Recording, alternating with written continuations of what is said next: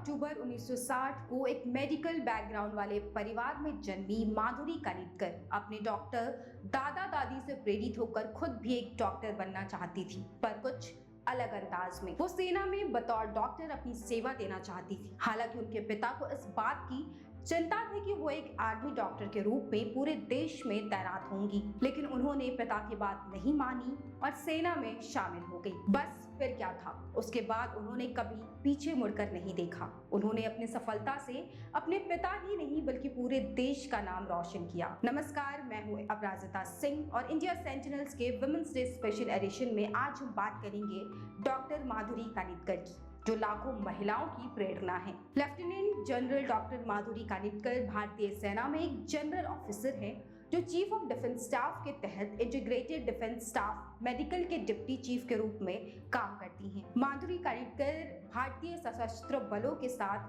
3 star rank यानी कि lieutenant general के पद पर पदोन्नत होने वाली तीसरी महिला हैं। उनसे पहले 2 महिलाएं भी हैं, लेफ्टिनेंट जनरल पुनीता अरोरा और एयर मार्शल पद्म बंदोपाध्याय। माधुरी कानिटकर के पति राजीव कानिटकर एक सेवानिवृत्त लेफ्टिनेंट जनरल हैं। उन्होंने भारतीय सेना के क्वार्टर मास्टर जनरल के रूप में कार्य किया है। खास बात यह है कि ये दोनों भारतीय सशस्त्र बलों के इतिहास में 3 स्टार की रैंक हासिल करने वाले पहले कपल हैं। माधुरी अपने डॉक्टर दादा दादी से काफी प्रेरित थी और उन्होंने साल 1978 में पुणे सशस्त्र बल मेडिकल कॉलेज में शामिल होने का फैसला किया। 1990 में उन्होंने अपनी स्नातकोत्तर की डिग्री पूरी की और बाल रोग में डॉक्टर ऑफ मेडिसिन की उपाधि प्राप्त। इसके बाद माधुरी कानिटकर ने अखिल भारतीय आयुर्विज्ञान संस्थान यानी कि एम्स नई दिल्ली में बाल चिकित्सा नेफ्रोलॉजी में भी प्रशिक्षण लिया। साथ ही उन्होंने सिंगापुर में नेशनल यूनिवर्सिटी अस्पताल और लंदन के ग्रेट आर्मंड स्ट्रीट अस्पताल में भी अपनी फेलोशिप पूरी की।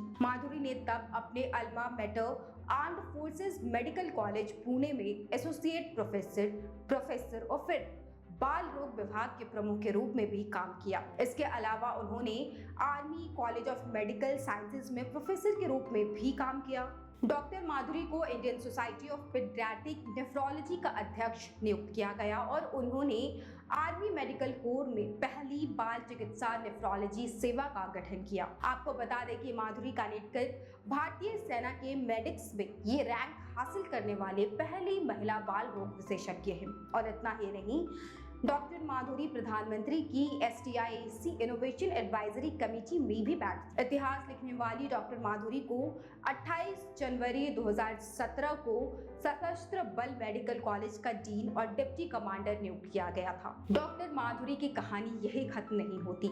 डॉक्टर माधुरी ने कारगिल युद्ध के दौरान भी अपनी सेवाएं दी हैं। दरअसल उन्हें 1999 में कारगिल युद्ध के दौरान पठानकोट में तैनात किया गया था। इस दौरान वो अपने परिवार के साथ सिंगापुर जाने वाली थी जब उन्हें पठानकोट में तैनाती की खबर मिली। जब वो पठानकोट में थी उस समय उनके पति हिसार में थे और उनके बच्चे अपने दादा दादी के साथ पुणे में थे। सिंगापुर जाने से महज 2 दिन पहले उन्हें कारगिल युद्ध के दौरान सेवा के लिए वापस बुलाया गया था। डॉक्टर माधुरी को सेना में 37 साल से अधिक वर्षों तक सेवा करने के बाद 29 फरवरी 2020 को लेफ्टिनेंट जनरल के रूप में पदोन्नत किया गया। हालांकि प्रमोशन की ये खबर माधुरी के लिए भी किसी आश्चर्य से कम नहीं था। वो उस वक्त दिल्ली में थी जब उन्होंने किसी अधिकारी से इसके बारे में सुना। माधुरी कानिटकर और राजीव कानिटकर एक आदर्श कपल है। खास बात यह है कि दोनों ने ही राष्ट्रपति का स्वर्ण पदक हासिल किया है। डॉक्टर माधुरी ने सशस्त्र बल मेडिकल कॉलेज में अपने बैच में टॉप पर रहने के लिए पदक जीता और उनके पति राजीव कानिटकर ने राष्ट्रीय रक्षा अकादमी में अपने बैच में शीर्ष पर रहने के लिए पदक हासिल किया था। अपने कारनामों से महिलाओं की आदर्श बनी माधुरी कानिटकर फेमिना पत्रिका के अगस्त 2020 अंक के कवर पर भी दिखी थी। इस दौरान वो काफी चर्चा में भी आई थी। मैगजीन के कवर में माधुरी कानिटकर, अलीशा अब्दुल्ला और हरमनप्रीत कौर के साथ दिखी थी। 62 साल की माधुरी कानिटकर अपने फिटनेस को लेकर काफी सजग है। वो अपने खाली समय में गोल्फ खेलना और घोड़ों की सवारी करना बेहद पसंद करती हैं।